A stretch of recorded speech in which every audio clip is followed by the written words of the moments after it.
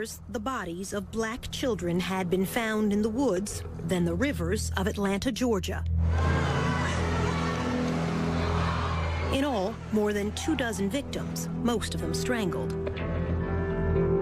By May 1981, the police and FBI were hiding in the brush, beside and below the river bridges. This was to be the last night, almost the last hour. I heard the splash. Bob Campbell, a police recruit, jumped to his feet down beside the Chattahoochee River. I was really startled. It sounded like a body entering water. He looked up at the bridge. And I saw brake lights of a car come on. I saw red lights. The car started slowly moving away from me across the bridge. Campbell radioed the other team members up above him. I asked, did a car stop on the bridge? Because, I couldn't believe what I saw. And each person told me they didn't see it. Then a policeman in a chase car, hidden on the other side, came on the radio. He just said, the car is pulling into the parking lot here, turning around in front of me. I started coming back across the bridge, coming back in my direction. This is that white station wagon. Police followed it and stopped it nearby. FBI agent Mike McComas rushed to the scene. The driver was standing by the highway. He was talking with the officers, saw a black male. He had on a baseball hat, had on glasses. The young man was Wayne Williams, about to turn 23. A self-anointed music talent scout who slept days and roamed the city at night. McComas invited Williams over to his car. He got in the car and I said, do you know why we're here? And he immediately said, yes, it's about the missing children. And that kind of stunned me, and I said, well, what do you know about that? And he goes, well, he said, I don't think that the various news agencies are covering it adequately. Do you? 2 weeks later, this headline would break the news of that night on the bridge. Wayne Williams would be sent to prison to serve 2 life sentences for murder. At first glance, he hardly looks like a serial killer. Not much more than 5.5 feet tall, barely 150 pounds, now in his 50s and growing bald. The bottom line is, nobody ever testified or even claimed that they saw me strike another person, choke another person, stab, beat, or kill, or hurt anybody, because I didn't. This is the first time Wayne Williams has talked on TV in at least a decade. Why do you think you were convicted? Fear. What do you mean? Atlanta at the time was in a panic. They wanted any suspect that they could find, and let's just be honest, it had to be a black person, because if it had been a white suspect, Atlanta probably would have gone up in flames. It came very close to that. Do you think you'll ever be free? No, Dot, it's not a matter of if to me, it's a matter of when. Some 30 years after Wayne Williams' trial and conviction, there is still debate and some doubt. This time, you can be the judge and the jury. We'll lay out the evidence on both sides, and you'll hear from Wayne Williams at length. Then we'll invite you to reach your own verdict: guilty, innocent, or a third choice, not proven. The first clue was found on a dead boy's tennis shoes. The victim was Eric Middlebrooks, his body left here in a rainy alley, a foster child who rode his bicycle away one night on an errand and was dead by dawn. Detective Bob Buffington saw something red stuck to Eric's tennis shoe. And I noticed in the flap of the edge of this shoe, this tuft of what to me appeared to be wool. And that was it. We could find no other evidence. Back at homicide, Buffington showed the fibers to his superiors. The lieutenant made a big joke out of it and told the rest of the squad that if I went over to the lieutenant's house and cleaned out the lint trap in his dryer, we could probably clear out all the cases in the city of Atlanta. Still, Buffington sent the fibers to the state crime laboratory. A young forensic scientist, Larry Peterson, took a look. So why was a fiber that was stuck in the crack of a shoe Why was that Because it was important? somewhat loosely there, and people don't normally have tufts or carpet fibers loosely stuck in their shoe. From those few thin threads, Peterson would begin to build a case to try to catch a killer. How many fibers across the board did you look at every day in this case, when the case really started getting busy? 100, 500, 1,000? Literally, there's going to be hundreds, if not thousands of fibers there, depending upon the case. In the spring of 1980, no one wanted to believe a serial killer was loose in the city, even when Bob Buffington spotted a disturbing pattern. There had been a sharp increase in the number of children under the age of 14 who had been killed. When he told his boss at Homicide, the major threatened to transfer him. And I truly think that they were afraid that there would be a panic. It was this mother, after the loss of her 9-year-old son, who finally forced police to listen, but not until almost a year after her boy died. Camille Bell and her children lived in these project apartments, poor to the eye, but rich in mind and spirit. Yusef Bell was an honors student in the gifted program at school. On a warm October Sunday in 1979, he walked away on an errand to buy snuff for an elderly lady downstairs. He went barefooted in a pair of brown shorts. He got to the store, he bought the snuff, he started back home. Less than half a block from this store, Yusef Bell stepped off this curb and vanished. And nobody saw anybody do anything or anything, but they did see him come back across the street. And that's the last that we saw him. Camille Bell called the police. They came and said they'd write a report. That's all. Days went by. Camille waited with 2 older children and Yusef's 3-year-old sister. And so she is terrified. If he can go to the store and they can steal him, then she doesn't want to leave the house. She doesn't want to do anything. Camille hid her own fear from her children.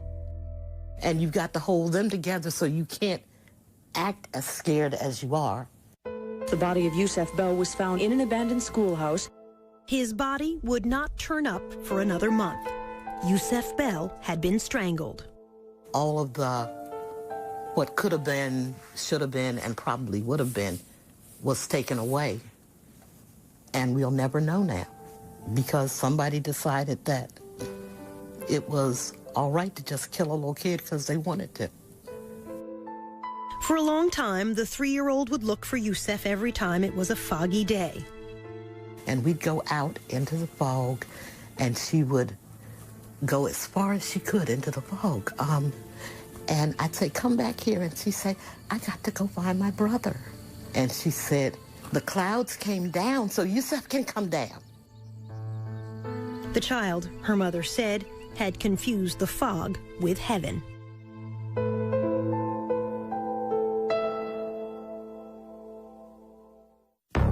Still ahead, the boy who was too brave. I mean, he was like, man, I want to find this killer and get this reward money. A drive-by threat against the FBI chief's child. Some guy in a pickup truck said, I'm gonna get you, nigga. And in the end, the curious question of the CIA. When you're 19 years old, you're saying you work for the CIA. You've been recruited. I'll let the document speak for itself. We're not going to comment on it. Then. Do you know how to kill someone with a chokehold? That's a yes or no answer. No, it's not. Yes, it is, actually. No, it's not. No, it's not. Do you know how to kill someone with a chokehold? No, it's not.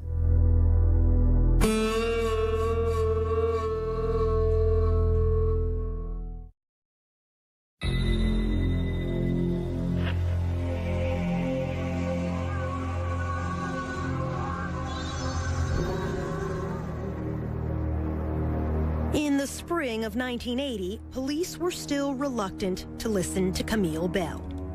Children were dying on the streets of Atlanta in the daytime. Among them, Jeffrey Mathis, only 10. Like Yusef Bell, he walked down the street on an errand to this gas station to buy cigarettes for his mother. She never saw him again. What we had here was a predator, and what he was looking for was somebody who was cut off from the herd. And if you don't realize you're in trouble until you're in trouble, then you have no way of getting out. It would be another year before Jeffrey Mathis's body was found in a woods, miles from his home. His mother would join Camille Bell in forming a committee to confront the city's leaders. The reaction of the police was that we were overreacting and that there was no serial killer. Even though, by now, 6 black children were dead. 4 others were missing. Perhaps we were like distraught parents that really needed everyone's sympathy, but nobody needed to do anything. For years, it has been a dirty little secret among the press and the police. Deaths of blacks draw less attention than deaths of whites. Nobody cared. So you could have several killings go on, and if the people were poor, then no one discovered there was a serial killing. If you were black and poor, then really nobody looked, especially if you're black and poor and Southern. Police were slow to recognize these deaths were different. Many of the bodies were left in the woods, far from home, unlike most murder victims who are found where they fall. Unsolved murders of children is very rare. If a 9-year-old got killed, it was because somebody slapped him across the room, he hit his head, and he died. Police did not create a task force until a year after the first murders began. FBI profiler Roy Hazelwood came down to help. 3 detectives drove him around the city and turned into Jeffrey Mathis' neighborhood. As soon as we turned onto that street, everything stopped. The guy cutting the grass stopped. Guys playing dominoes on the porch stopped. I said, "What's going on?" I said, "Everything stopped." They said laughingly, "That's because we have a honky in the car." John Glover, who took over as FBI chief in Atlanta that summer, says that's why he and Hazelwood decided the killer had to be black. The killer is someone who is invisible in the black community. And who is invisible in the black community but another black person? Welcome Harris was one of the first task force detectives. He knew it had to be someone who went unnoticed. We felt like it was somebody who could come in the neighborhood and get these children and not draw attention to themselves. The question of which race struck a raw nerve. It had been only a dozen years since the murder of Dr. Martin Luther King. On the surface, Atlanta was a well-integrated city. Beneath the surface, it remained separate and unequal. My prayer and the prayer of everybody in there was we wanted the person to be black. And the reason why you wanted to be black, I knew what it would do to this town if it had been a white person or somebody else of another race. In the black community in the early 80s, a black serial killer was unheard of. All the classic serial killers were white, never black. Didn't mean it didn't have one there. Today, black serial killers are not rare. In 2009, here in Cleveland, as well as in Milwaukee and Los Angeles, each time the accused serial killer turned out to be African American. Dr. Eric Hickey is a psychologist who keeps track of serial killers. Overall, in my study, 1 out of every 5 serial killers is African American. In the past, since 1995, over 40% are African American. We're finally saying, you know what, blacks do this too. There were whites who fed the fear in Atlanta. As FBI chief, John Glover had moved into this upper-class white neighborhood. His 12-year-old son was playing outside one afternoon. Some guy in a pickup truck, he was out in the yard, in our side yard. We were on a corner. We lived in had a corner lot. You know, said, "I'm gonna get you, nigga," as he was driving by. Kasim Reed, seen in these childhood photos, was only 10 when the first two bodies were found in the woods close to his home in the summer of 1979. My life did change. How so? Not out as late as you used to be, not able to ride your bike unaccompanied. In 2010, Reed would become the mayor of Atlanta. But back then, as the youngest boy in his family, his teenage brothers were his protectors. And I didn't move without my brothers for about a year. The bulk of the victims were boys like you. You're right. Your age. You're right. Black boys. Yes. Did you personally feel afraid? I can't honestly say that I really felt afraid, except for at moments. You would have a van slow down, and everybody was very mindful of vans at the time. People were suspicious of everybody, and they were afraid. And the children, you had children walking the street, car go by, you could see some of them were in fear. And for good reason. The murders were about to increase to a body almost every week.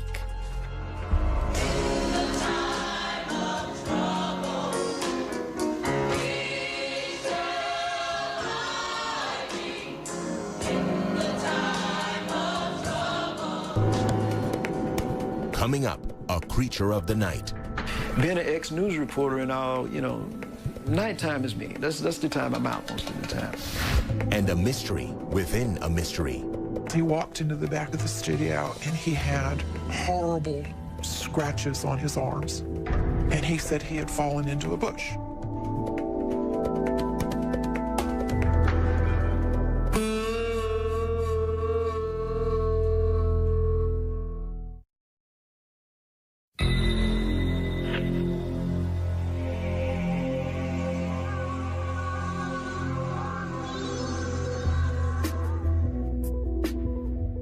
Many of the children who died were poor, who earned spending money carrying groceries, running errands for others.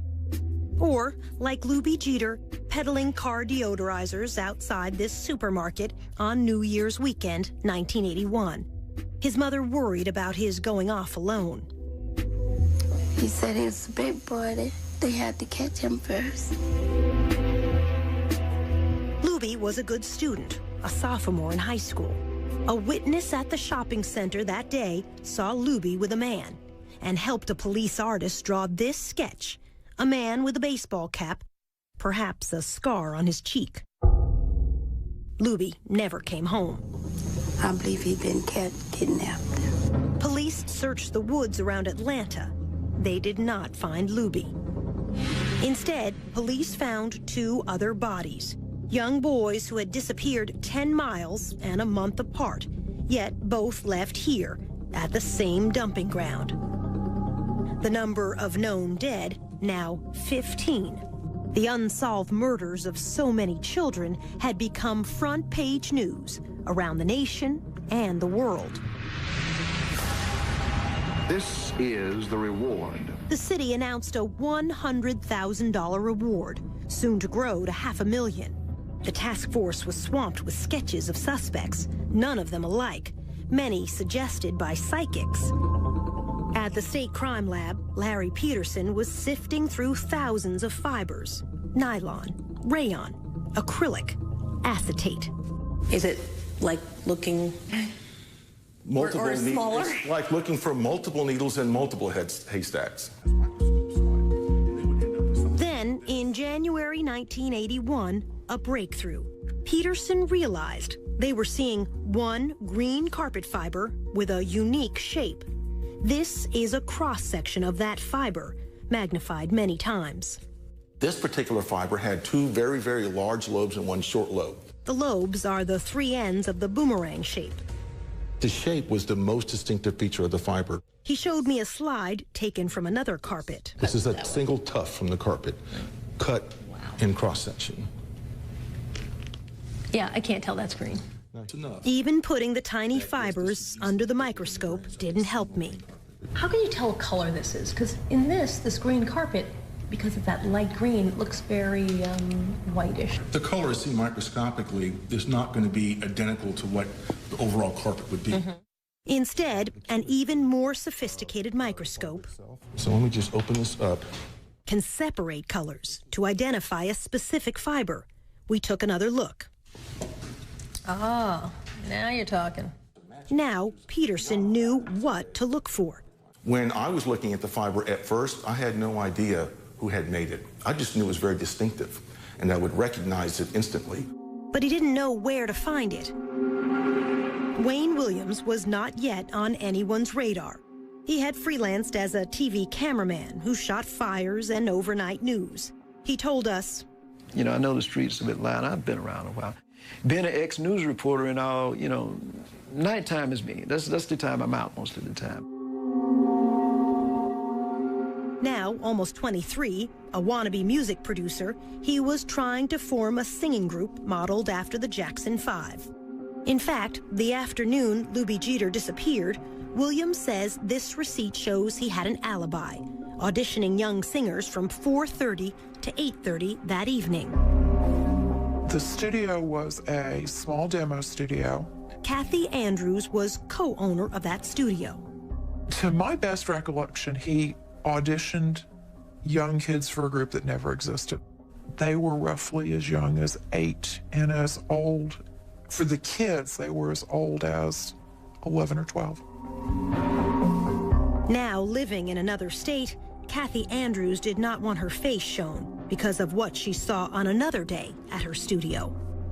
At one point in time, when Wayne came for one of the sessions, he walked into the back of the studio and he had horrible scratches on his arms. Deep and painful, crisscrossing both arms. It was more this way and that way and that way and that way and that way and that way. And they were angry looking. And when I looked at him, the first words out of my mouth was, "Oh, Wayne, what happened? That looks awful." And he said he had fallen into a bush. 15-year-old Terry Pugh died late that January. His body dropped by the roadside in a rural county 20 miles from home. He had been strangled. His mother. Whoever killed him, he had a tussle with him because he had scratches all over. It gives me chills down my spine still. To this day, Kathy Andrews does not believe Wayne's explanation. He did not fall in a bush. It was after you realized it, it was fairly obvious. I mean, and I don't know what else could have caused that kind of wound on his arm. The intervals between murders were shrinking. 19 days from Lubie Jeter's disappearance until Terry Pugh's death. Then 15 days until the next victim. Soon 13, then 11. And before long, a body a week. FBI profiler Roy Hazelwood says this is not unusual for serial killers. They come to believe that they, in fact, are almost immune to mistakes, if you will, and they can take greater risks because it's more exciting, and because they're so superior, they don't have to worry about the inferior police catching them. After a month, Lubie Jeter's body would be found in the woods. The boy left naked except for scraps of underwear. The medical examiner would testify Jeter apparently had been killed by, quote, a chokehold around the neck, a forearm across the neck. It's a question we'll have reason to ask Wayne Williams by the end of all of this. It's actually a very simple question. Can you kill someone with a chokehold? And when you were 19 years old... You probably could under the right I know for a circumstances. fact I could not. When we return, the boy who wanted to catch a killer. The body was indeed another victim of Atlanta's child killer or killers. I just know right away it was his body. Oh my God, Mom. And later, a failed lie detector test. It surprised him that he didn't beat that polygraph test. He was convinced he could beat a polygraph test.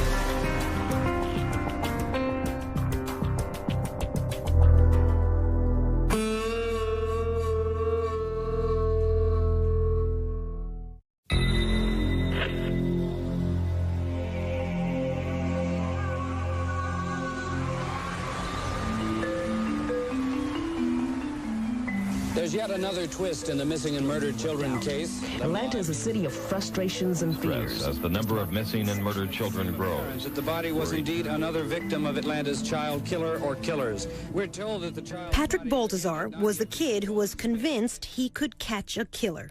He was like, man, I want to find this killer and get this reward money, and I'm going to buy my mom a house, and I'm going to do this, and I'm going to find this killer.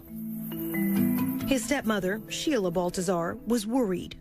For a 10, 11-year-old child to be talking like that, that was just like, wow, you know, where's his mind at? Patrick was a latchkey child, living unsupervised with an older brother in a project apartment near downtown. He was very streetwise. He stayed out late at night, often at the Omni Center, now the headquarters of CNN, but back then a hotel complex with an indoor skating rink and a game room for kids. And that's where he spent a lot of his time at the games arcade. Wayne Williams was known to frequent the Omni, passing out these flyers as a talent scout to offer auditions to boys from age 11 on up. 15 kids are dead. 2 others are officially missing and listed as part... By early February 1981, more than a dozen young African-American boys had been found dead, many dumped in the woods around Atlanta. I was very fearful. My God. Sheila Baltazar pleaded to send Patrick back home to the rest of his family in rural Louisiana. If I had somewhere to send my son, I would have sent my son. One evening, a white man in a big car appeared to threaten Patrick and a small friend. The little boy said that Patrick said, man, that might be the killer. Patrick used a payphone to call police. He told them, a man was chasing me and my friend in a brown Cadillac. Well, actually, they thought it was a crank phone call. They didn't send a car out. This is a sketch the other boy provided to police after Patrick was dead. 2 weeks later, on February 6th, Patrick stopped by the restaurant where his father worked to ask for money, then walked back toward the Omni. He never made it home that night. I'm like, he didn't come home? Oh, my God. That was the first thing popped in my head. Missing. Murdered. Oh, my God. The Atlanta Missing Persons Bureau continued their hunt for this missing child. 11-year-old... One day seemed like it was a week. That was the longest search in the world. It was almost 2 p.m. when maintenance man Ishmael Strickland found the lifeless figure of a young black boy lying in some bushes. On the 7th day, a maintenance man spotted a body tossed down into the woods behind a parking lot at a suburban office complex. The bank was fairly steep. Medical examiner Joseph Burton had to hold on to a rope to get down to the scene. He had a ligature mark on his neck, like if somebody had a ligature and they were behind you or off to the side behind you, and they close their hands or fists together and pull the ligature, basically. In other words, killed from behind. Most likely, yes. All right, let me place another sample on this side. State Crime Lab scientist Larry Peterson attended the autopsy.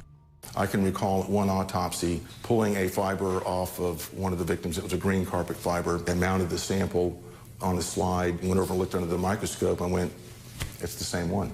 You knew right away. I knew right then. And it became apparent that the body was indeed another victim of Atlanta's child killer or killers. Again, local television carried these pictures live from the crime scene. As it was studied, it became apparent it was one of the 3 children listed as missing. We're told that the child's body, again, had not... Sheila Baltazar got a call from her mother. She say, they found another body. She say, I really feel like this is Patrick's body here, you know.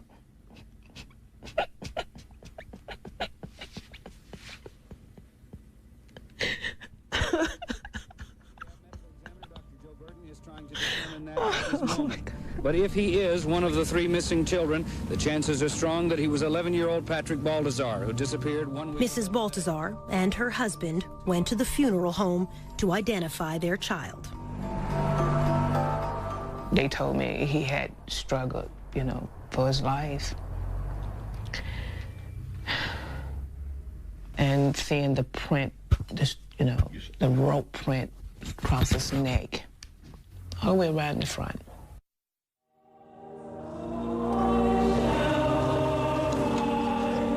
At Patrick Baltazar's funeral, she would insist on an open casket.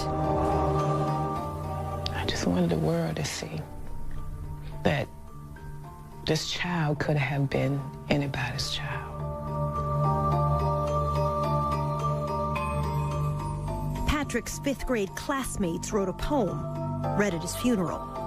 This from local TV coverage that day.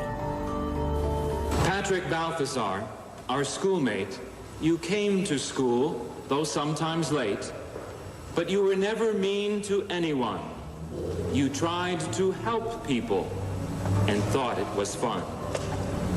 Then one night, one terrible night, you didn't come home, not even at daylight. Something's happened to that boy, the people said. Patrick is missing. Is Patrick dead? We cried some, and we bowed our heads, and hoped for your safety, and prayers were said. Oh God, please bring back that missing boy. When he returns, we will shout for joy. The police and the news people came and went. In all our hearts was no content. No one could rest until we knew whatever had happened to you. Then one day your body was found out in the woods on the cold, cold ground. Someone killed you and dumped you there. It was a mad, cruel person who did not care. There was not a word about how you died. It is no wonder that we all cried. Patrick, we miss you and wish you knew how much your schoolmates grieve for you.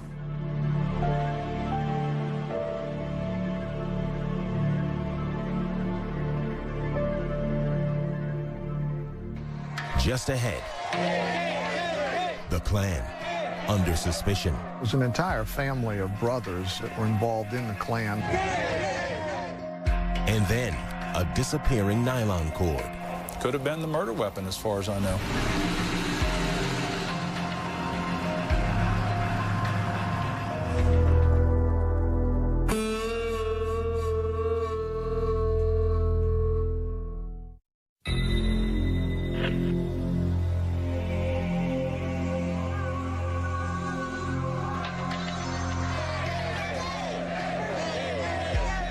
In February 1981, a troublesome tip reached the police. A man involved in the Ku Klux Klan could be Atlanta's serial killer. Atlanta was about to explode, and here was information potentially that the Klan could have been doing this. Bob Ingram with the GBI, Georgia's Bureau of Investigation, got the case. It was an entire family of brothers that were involved in the Klan that were the focus of this particular intelligence information. An informant said one brother had threatened Luby Jeter, the child found dead only weeks before. The Klan associate lived here on a dead-end street in the railroad town of Mountain View, on the outskirts of Atlanta. We're tapping telephones. We heard a lot of rhetoric. We heard a lot of racial slurs. On one wiretap, the detectives heard this said, "Go find you another little kid." The GBI followed the four brothers for almost 2 months. These family members were under surveillance at that time, physical surveillance, where we had an eyeball on them. In those 2 months, 6 more black youths would disappear and die. Detectives saw nothing to link the Klan to them. If somebody was in there with a van or 2 or 3 men who, you know, to grab somebody and dump them in the back of a van, people would have noticed if they were white. The brothers were called in. They took lie detector tests and passed.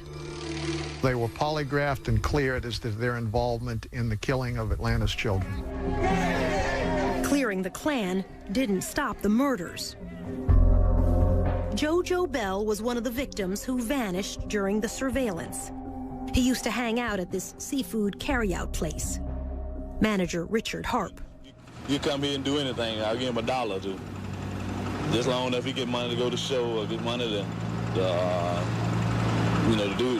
buy stuff at the store or something like that.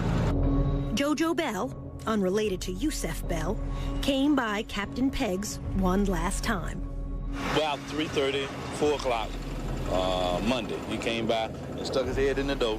He said, "Richard, I'm going to shoot basketball. I'll see you later." Throwed his hand up, went on up to speak. To a schoolyard basketball court like this.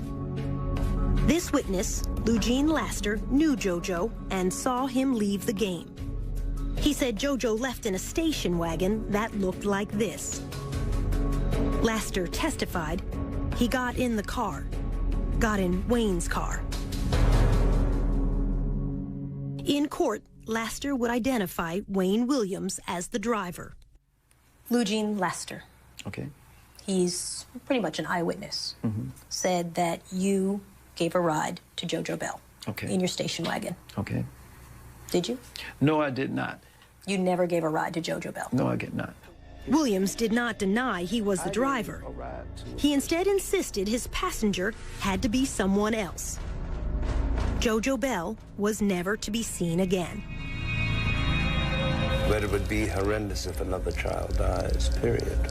A week later, Sammy Davis Jr. and Frank Sinatra came to Atlanta for a concert to benefit the children. The photographer up on stage, that's Wayne's father, Homer Williams, with the black newspaper, Atlanta World. How come you got no tuxedo on there? You're going to come up here on the stage looking like that there. Backstage with Sammy Davis Jr. in a photo which made the front page, that's future Mayor Kasim Reed.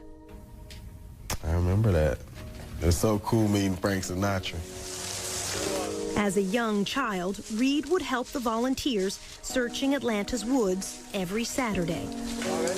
We literally would walk through wooded areas, chaperone, and we would walk for a period of time until about an hour before nightfall.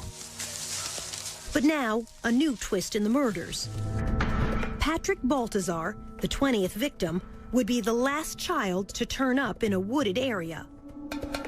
A day or two later, an official would tell reporters fibers and dog hairs were being collected from the victim's clothing.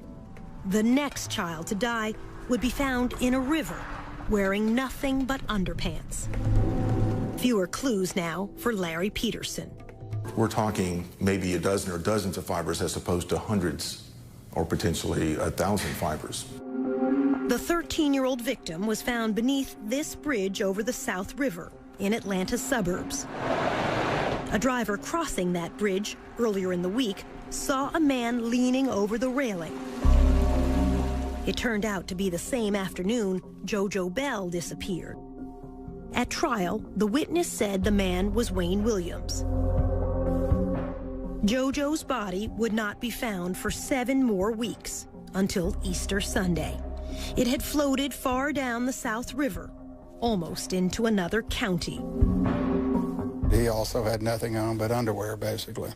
Medical examiner Joseph Burton went out in a boat to retrieve the boy. We've got the body wrapped in a sheet. I'm one with the shirt off. Dr. Burton ruled both JoJo and the other boy found in the river had been asphyxiated. We didn't have any history of either one of these boys swimming in the South River in their underwear. Other bodies were now washing up in the Chattahoochee River to the west and the north of Atlanta. 5 victims in that river in the next 6 weeks. I said, you know, if I was doing that, I'd be throwing them off the bridge. FBI agent Mike McComas grew up along a river in Tennessee. He knew if something were to float on downstream, it had to be dropped in the middle of a river. McComas suggested the bridge stakeouts. We looked at remote places, dark places. We believed it would be at nighttime as opposed to daytime. The FBI and police began night watches at 14 bridges over the Chattahoochee and South Rivers. The stakeouts were to last 4 weeks. Nothing until the very end. We, at that point, were ready for that to be our last night. And Wayne Williams showed up that night. Just before 3 a.m., the station wagon drove onto the bridge. Had he waited a couple more hours, we might not have been there. Otherwise, we would have missed him.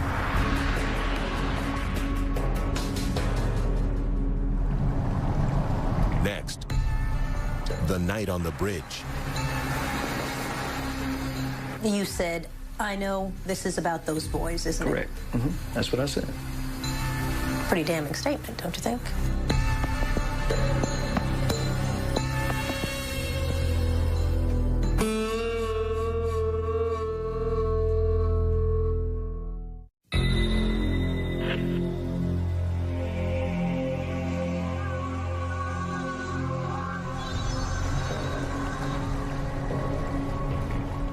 That night on the bridge, Wayne Williams says police made him the scapegoat because he was black.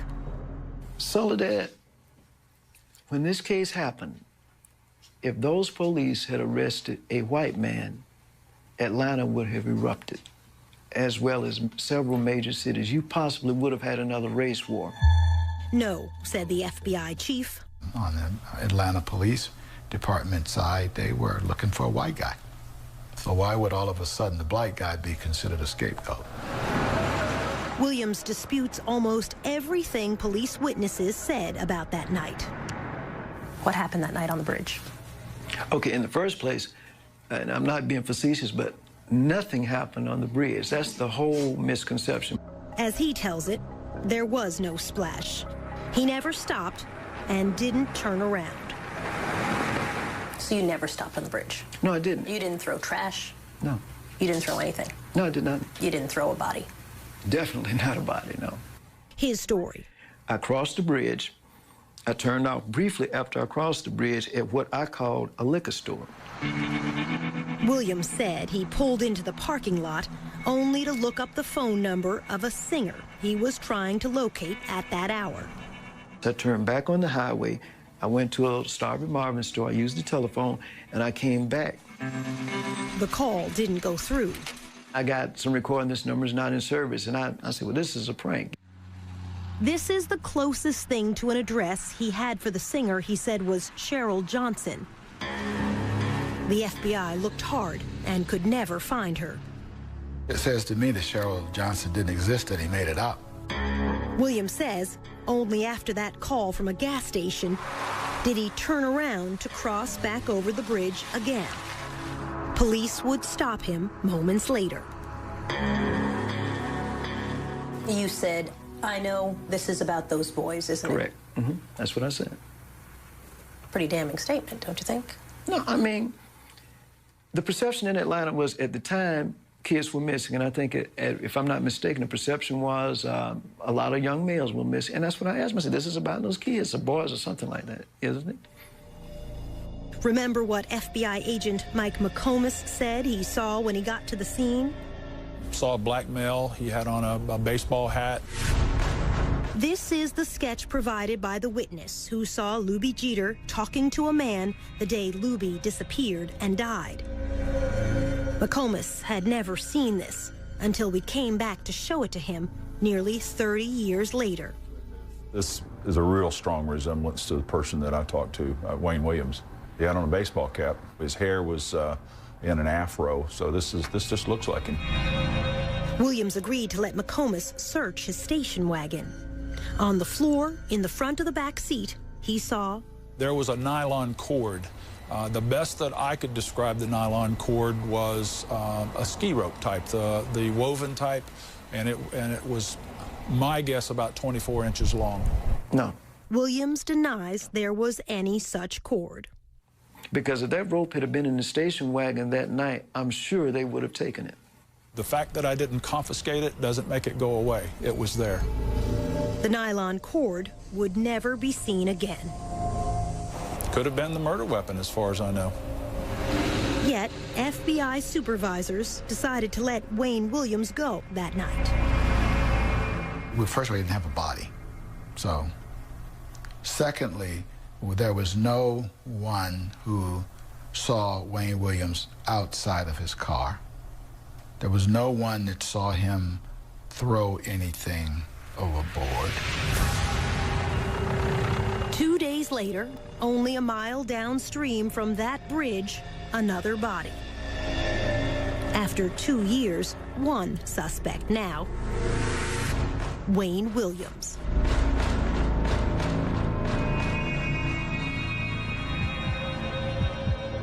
When we come back, the lie detector test. It surprised him that he didn't beat that polygraph test. He was convinced he could beat a polygraph test. I said some reaction like, I'll be darned. You're the guy we've been looking for 2 years.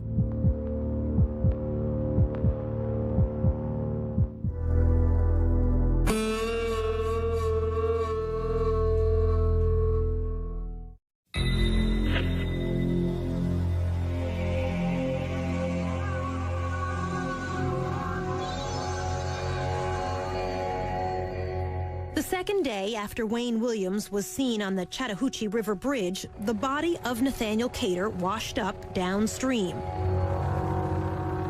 He was a down-on-his-luck drunk, 28 years old, but small, weighing under 150 pounds. Again, the medical examiner said Cater could have been killed, quote, with a chokehold, trapping the neck in the crook of the arm. His would be the last body found in the Atlanta murders, the 27th male victim. At Cater's funeral, Wayne Williams' father, Homer, took this photo for the Atlanta World newspaper. On June 3rd, the FBI brought Wayne in for a long night of questioning. Wayne agreed to a lie detector test. He was as composed and calm as you can get. You got 26 bodies out there in the woods and rivers, and he's just sitting there in total control. Richard Ratcliffe was the FBI polygraph examiner. I said, I don't care what you were doing on the bridge. I don't care what you threw in the river. If it wasn't a little boy's body, you do fine this test. He told Williams in advance what he would ask him. Did you kill Nathaniel Cater? Did you kill him that night that you were on the bridge? And did you throw Nathaniel Cater into the Chattahoochee River? And when I ran that test, it's like, wow, this is it. Wayne Williams flunked all 3 questions. Might as well, this test would reflect that you did kill Nathaniel Cater, and you threw his body, that was his body you threw off the bridge that night. The polygraph measures sweating, the heartbeat, blood pressure, all rise with tension. You breathe a little faster. You have a hard time getting your breath. You sweat a little more. He did all this. Wayne Williams took the test 3 times. He failed each time. I said some reaction like, I'll be darned. You're the guy we've been looking for 2 years. It surprised him that he didn't beat that polygraph test. He was convinced he could beat a polygraph test. He sat there and studied it, and he said, what's this question right here? And I said, that's pretty good. That's, did you cause the death of Nathaniel Cater? And then he said, what's this question? I said, well, did you throw his body into the Chattahoochee River that night?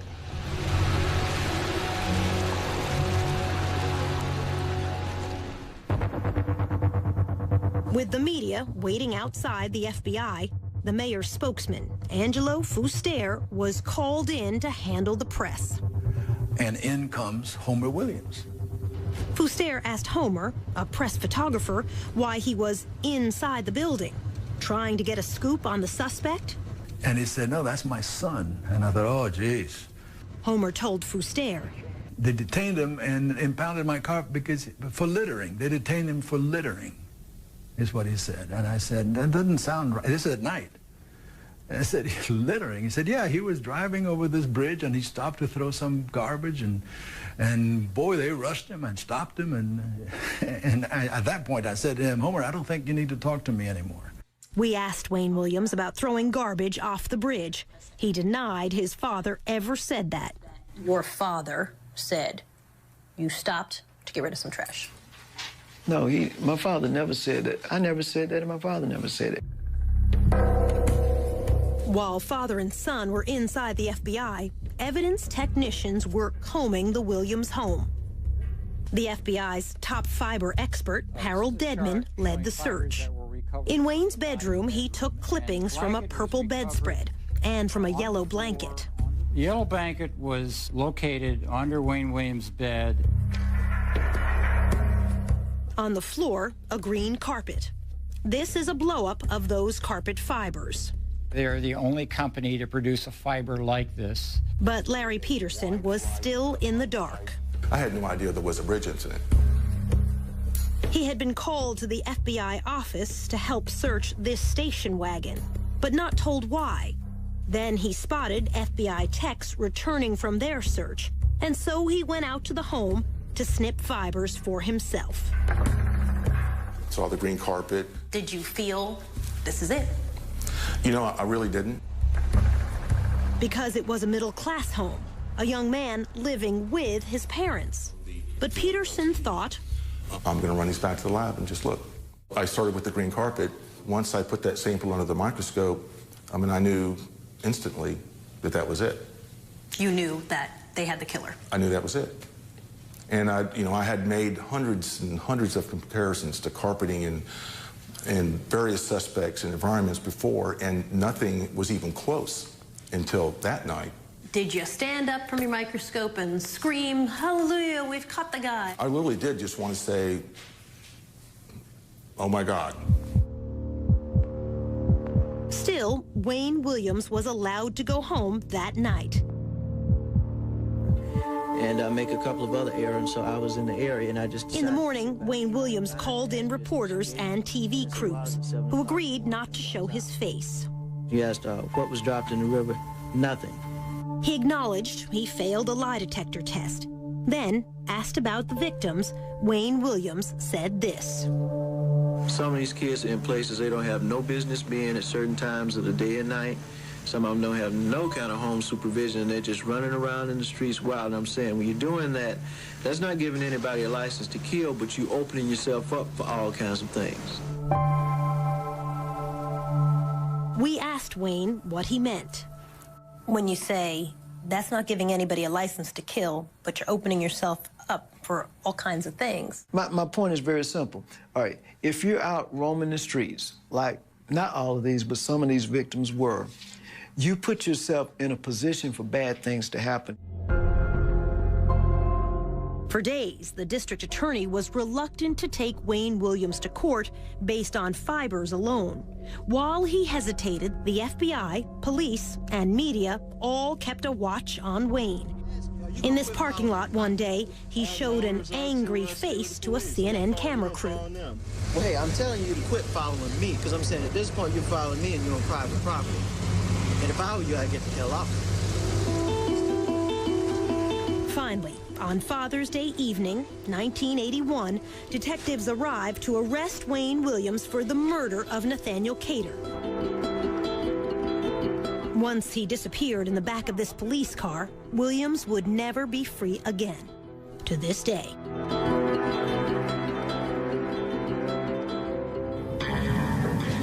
Ahead, the trial and a blow-up on the witness stand. I was probably my own worst enemy. I could see almost the shock in the jurors' faces. When he said, "You want the real Wayne Williams, you've got him," I think the jury understood that.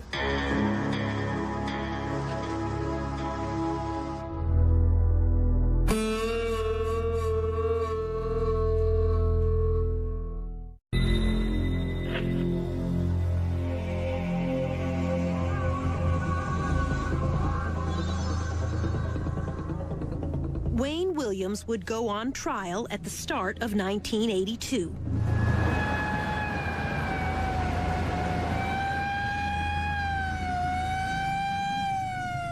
Testimony would last almost 2 months.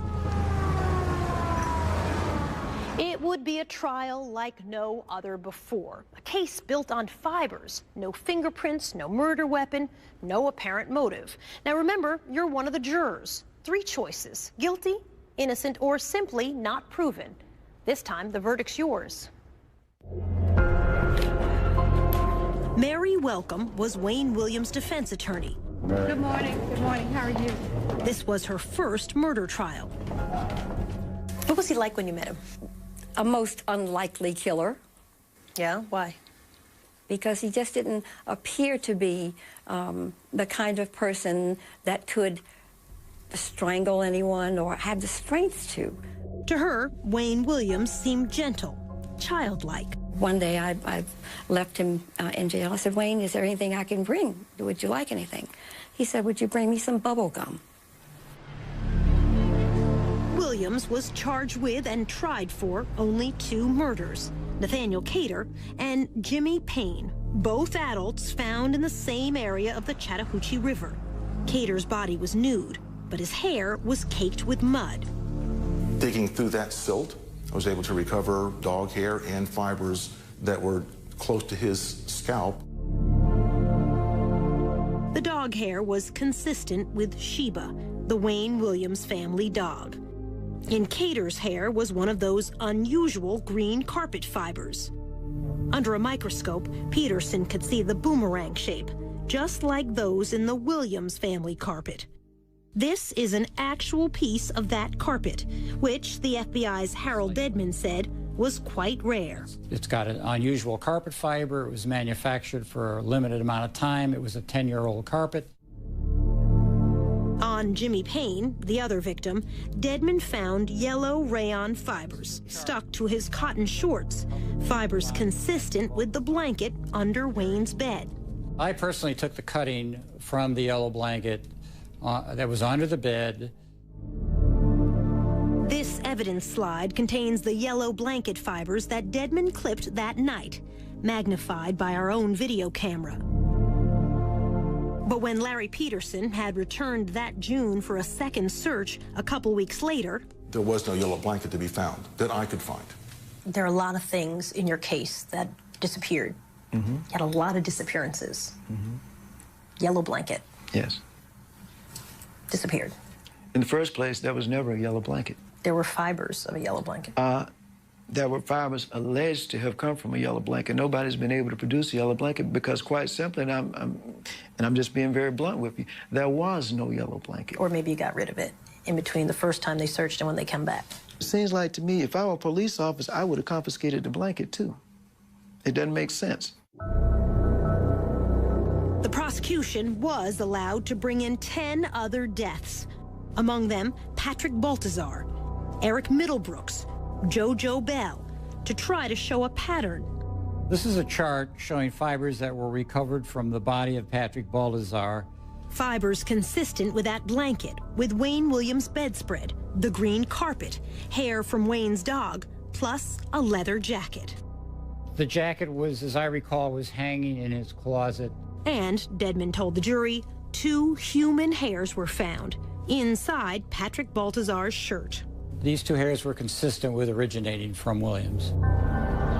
Then there was Eric Middlebrooks, and the fibers stuck to his tennis shoe. This is a blow-up of those red fibers. The same kind were in a car Williams was driving that year. This puts Middlebrooks both in the interior and of the 79 Ford and the trunk of the 79 Ford. Did you ever meet any of the young men who were victims? No, I did not. Never met them once? No. Not once? No. It's incalculable, the odds that that they were not in contact with him in his environment. The fiber evidence is your biggest obstacle. That fiber evidence may well have been manipulated in this case. Point blank and simple. Simply because they had a suspect, it was Wayne, and that manipulation no doubt has continued even after my trial and up until this point. There were just too many fibers placed on too many bodies. Mike Derham, in blue, seen here the night of the verdict, was one of the jurors.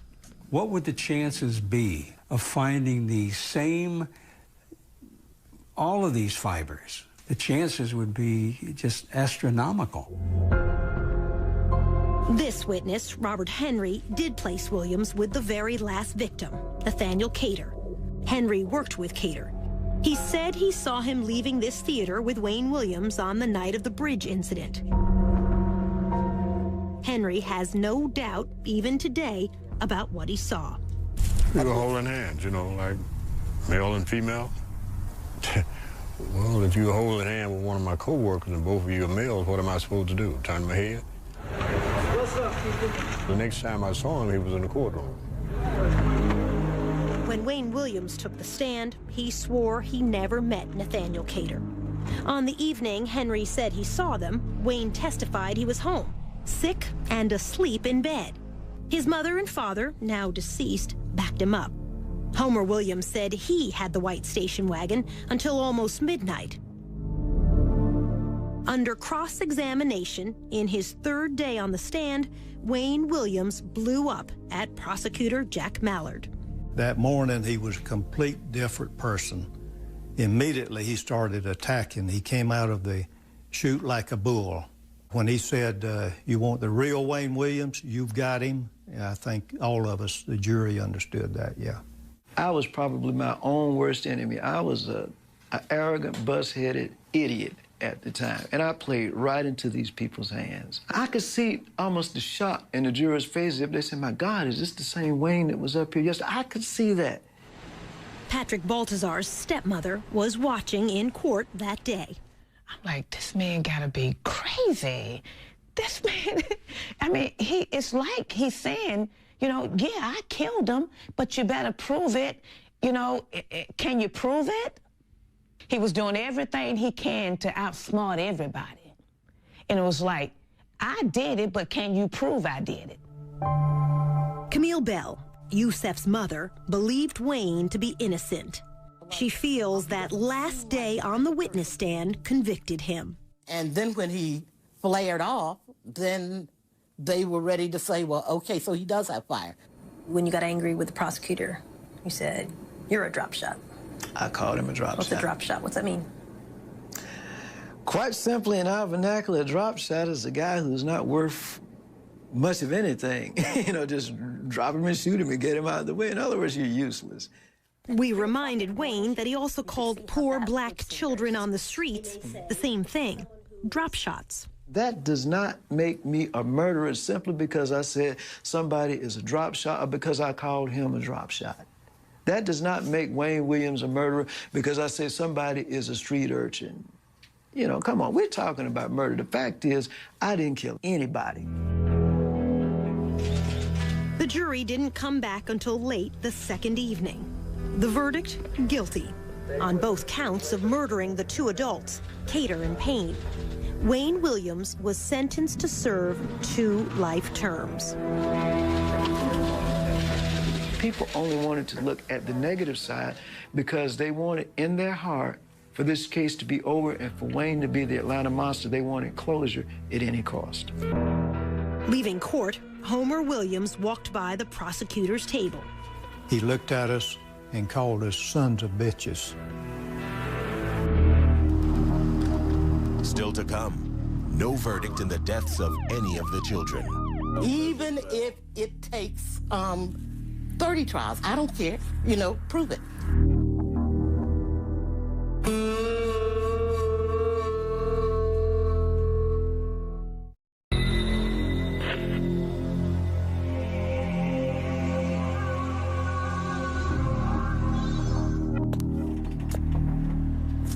Defense attorney Mary Welcome did not expect the guilty verdict. I was crestfallen. So why do you think the jury convicted him? Because he might have been guilty. Because he might have been.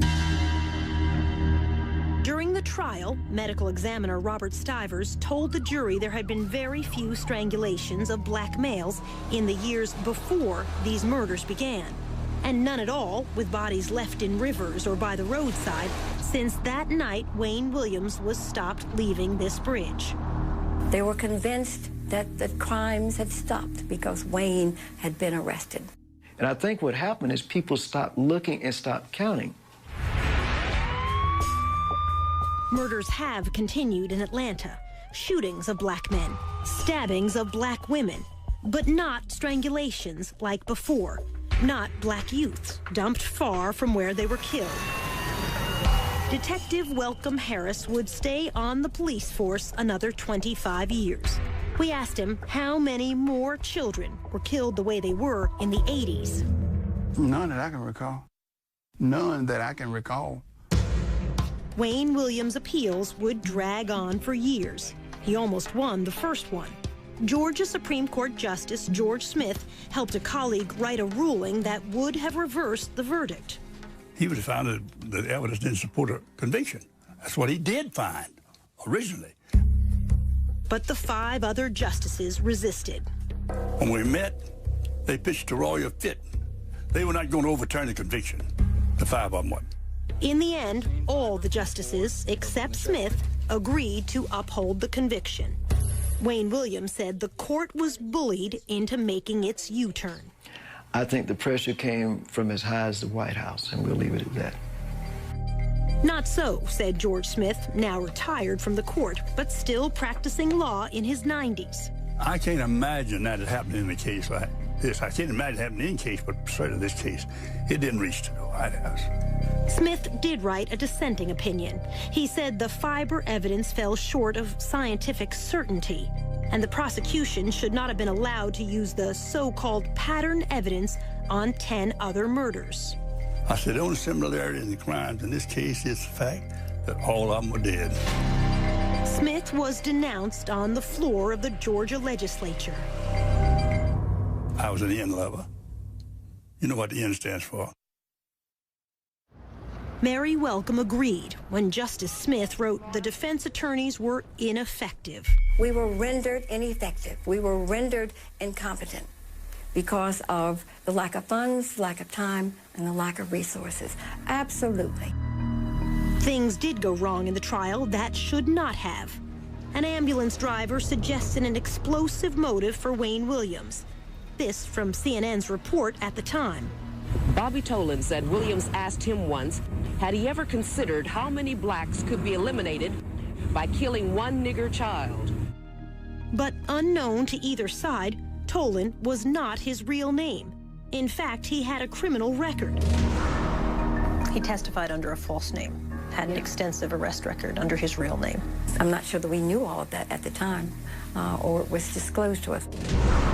Rogers' home is but 8 blocks away from where he was found today. Then there was the murder of Larry Rogers, a retarded youth. This witness testified she saw Rogers slumped over in a station wagon as Wayne Williams drove away. But another person also saw Rogers in that station wagon at that same intersection that day. He helped a police artist draw this sketch. It does not look like Wayne Williams. However, the defense never called the other witness to ask about the sketch. No, I don't even remember seeing that. Supporters of Wayne Williams say there was one murder which shows the fiber evidence could be faulty. The death of 12-year-old Clifford Jones, left by a dumpster in an alley on a summer night in 1980. Some of those unusual green carpet fibers were on his body. Yet another boy said he saw a coin laundry operator kill Clifford Jones. Detective Welcome Harris said the boy was not believable. He exaggerated stuff. He could, in other words, he was open to suggestions. And if you said that Mickey Mouse was up there, and if he sensed that you wanted him to say that, he said, yeah. Wayne supporters point out the laundry manager failed 2 police lie detector tests, but few are aware of a third test given by the FBI examiner, Richard Ratcliffe. The result? In layman's terms, he passed. He wasn't involved in killing Jones. Only days after Wayne Williams was convicted of killing 2 adults, Atlanta's police commissioner closed the books on 21 other murder victims, declaring they, too, were killed by Williams. Most were children, among them Clifford Jones and Yusef Bell. But without trials, the mothers were left without a verdict, one way or the other, in the deaths of all of the children. Camille Bell. Even if it takes 30 trials, I don't care. Prove it. The prosecutor's answer, it would serve no purpose. You can only serve one life sentence.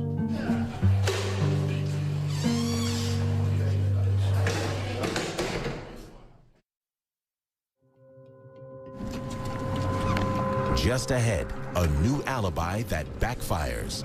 He was out that night, no question in my mind. He was not at home.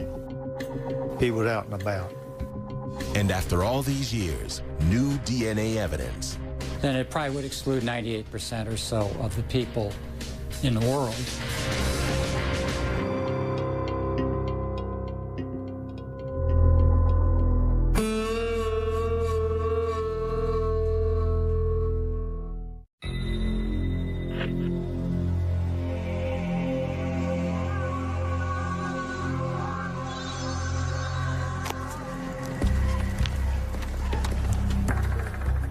4 years after the trial, Robert Henry would change his story about seeing the last victim, Nathaniel Cater, holding hands with Wayne Williams.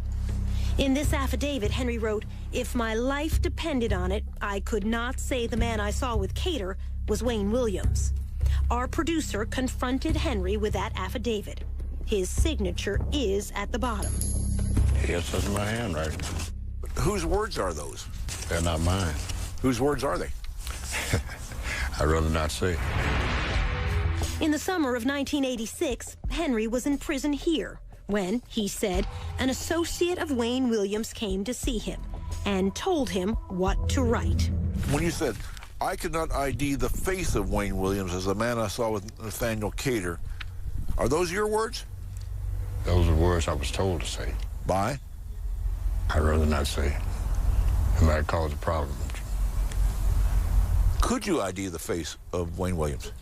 The person I saw holding Nathaniel Cater's hand was Wayne Williams, the man that was convicted of it. In fact, Henry had passed a lie detector test before he took the witness stand.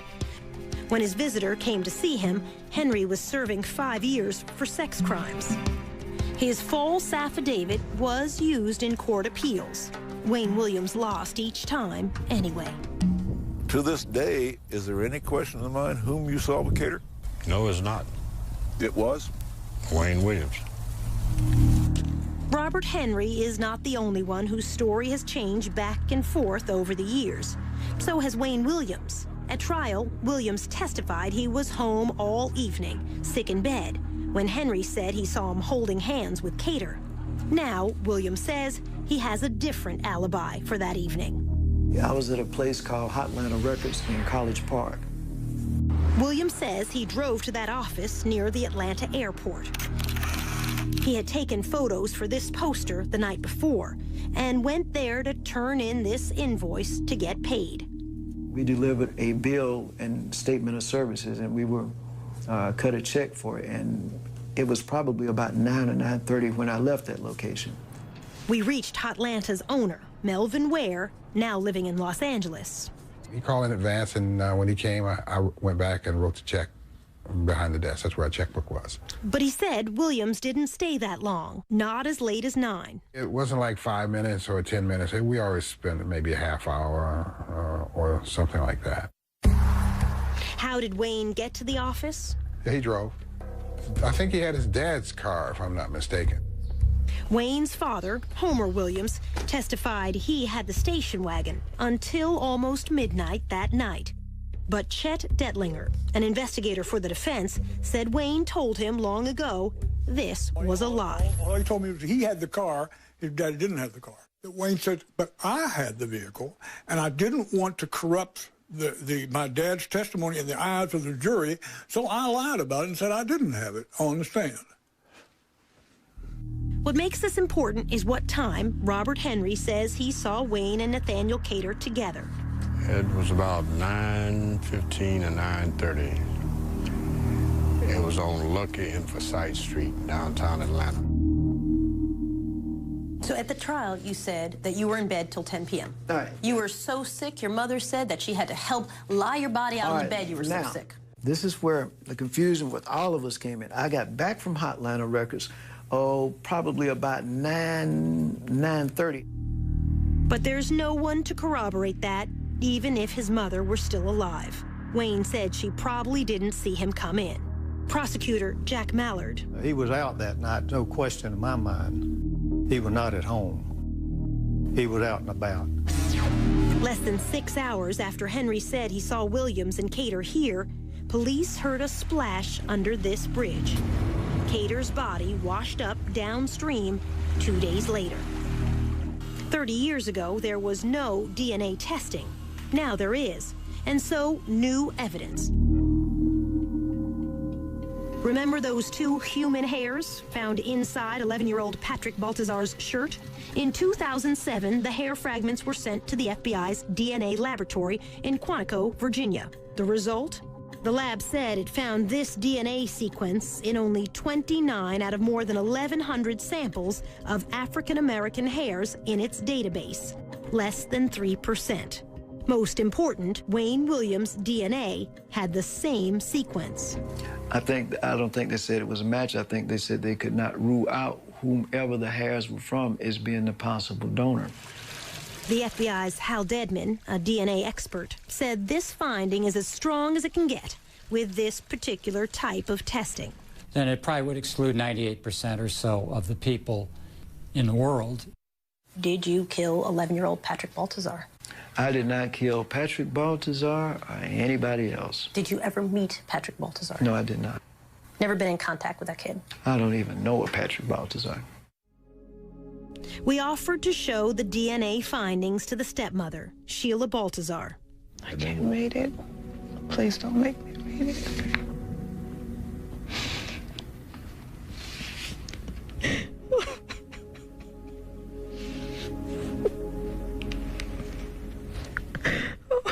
Oh my God.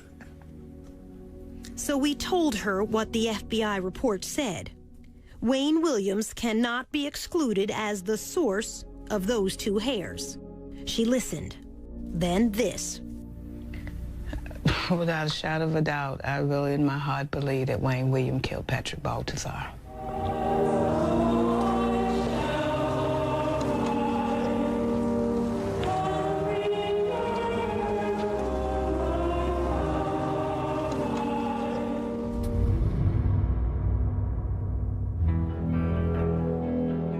Next, trained to kill. Were you trained in unarmed combat techniques? Could you grab somebody bigger than yourself, put them in a chokehold? I'm sure there are other things in unarmed combat besides putting somebody in a chokehold.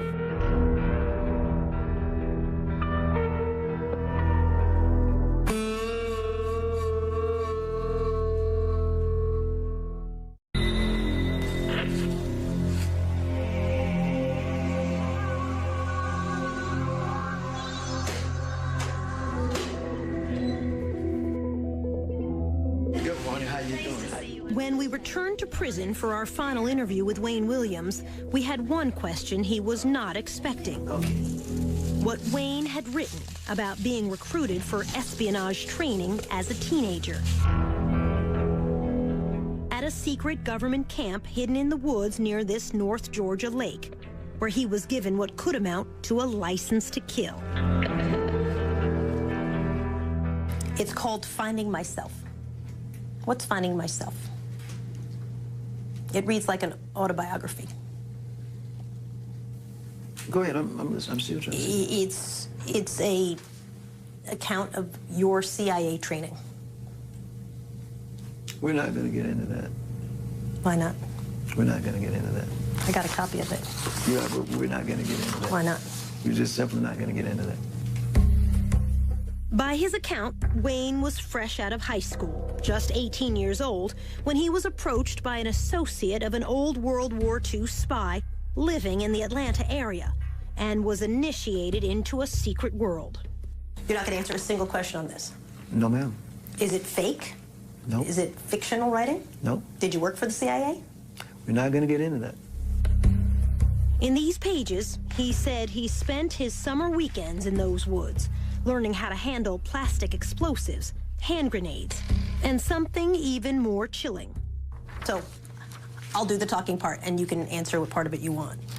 You write how you fired rifles, submachine guns, handled assault weapons, grenade launchers, C4, learned unarmed combat techniques through this training group over weekends.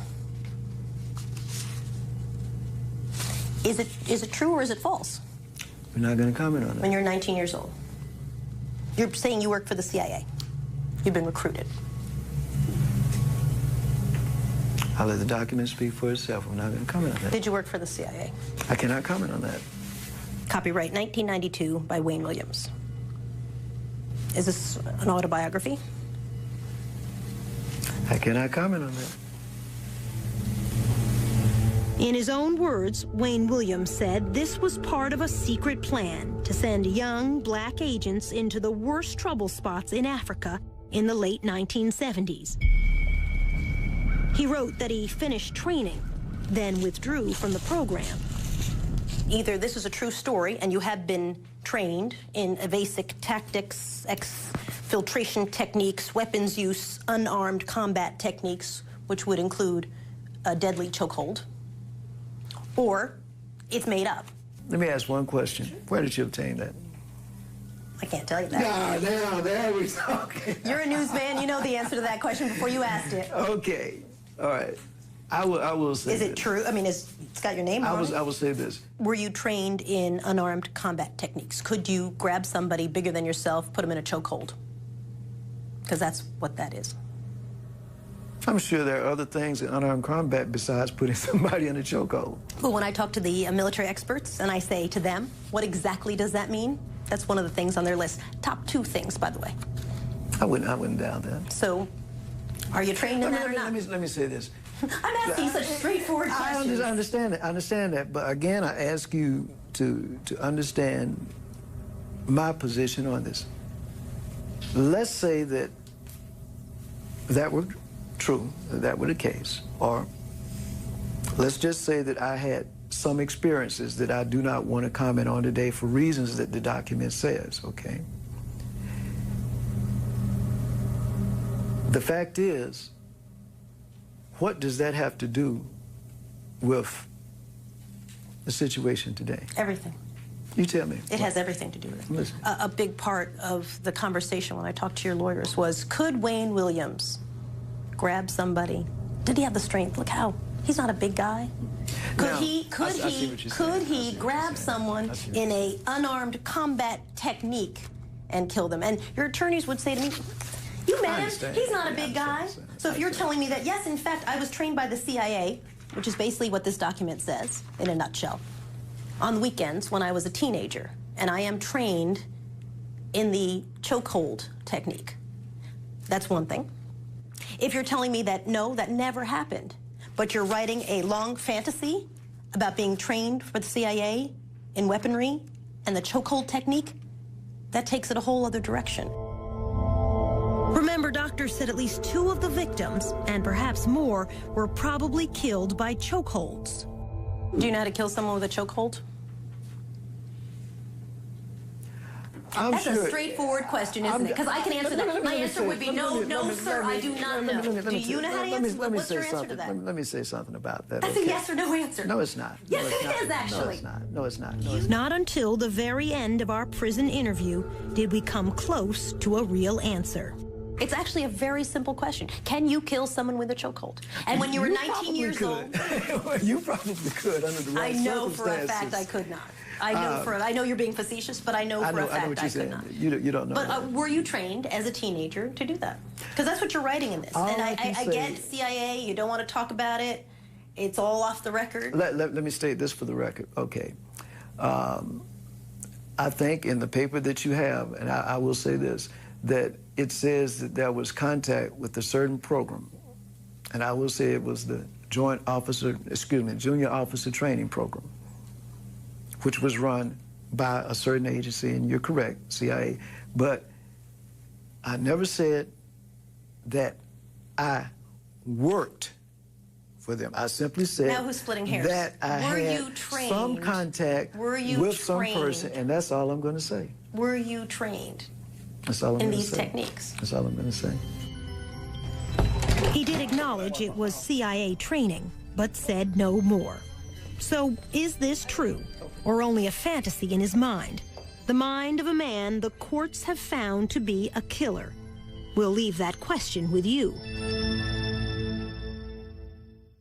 The verdict is now yours to decide in your own mind. Again, the choices: guilty, innocent, or a third choice not proven either way. In a few moments, we'll show you the verdict that our audiences reached when this documentary was first broadcast. But before then, a look at some of the answers from those who lived through the terror 30 years ago. The prosecutor. Obviously guilty. The defense attorney. Not proven. One way or the other. The FBI agent in charge. Guilty of 2 double homicide. Sheila Baltazar. He could have killed all of them. The Supreme Court Justice. Not proven. The witness. Guilty. Camille Bell. Innocent but stupid. That first task force detective. No maybes, ifs, guilty. The right man for those homicides is in jail. The original audience verdict? Guilty, 69%. Innocent, 4%. Not proven either way, 27%.